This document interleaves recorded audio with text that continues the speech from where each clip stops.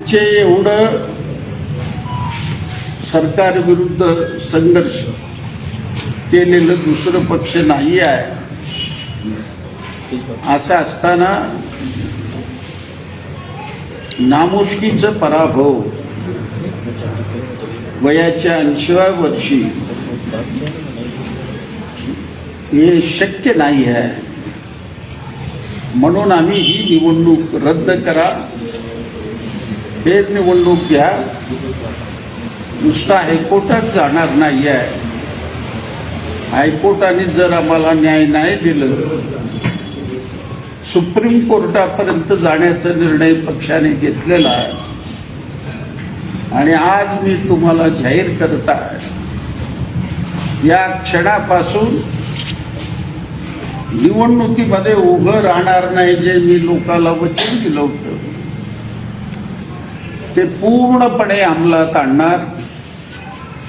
आमच्या पक्षाचं नवीन नेतृत्व आम्ही उद्याला आणून रस्त्यावर उभं करू.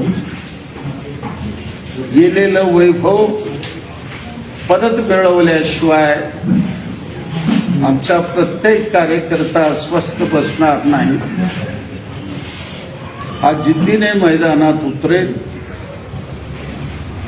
अशी अपेक्षा आहे. या निवडणुकीच्या काळामध्ये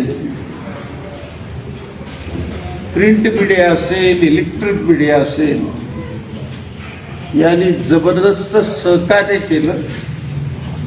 नुसतं सहकार्यच केलं नाही, आमची बाजू लोकांपर्यंत नेण्याकरता बहुमोल सहकार्य केला. आणि आज संविधान दिन आहे. भारतरत्न डॉक्टर बाबासाहेब आंबेडकरांनी जे 26 नोव्हेंबर 1949ला पवित्र असं संविधान आपल्या हाती सोपवलं. आज आम्ही शपथ घेत आहे ते संविधान वाचवण्यासाठी, ते संविधान टिकवून ठेवण्यासाठी आम्ही प्राणपणाने लढू. प्रसंग आलं रस्त्यावर रक्त सांडायलाही पुढं मागं होणार नाही. ही भूमिका मार्क्सवादी कम्युनिस्ट पक्षाची आहे. तर याबद्दल आपल्याला काही प्रश्न असेल, आपण प्रश्न उपस्थित करावा.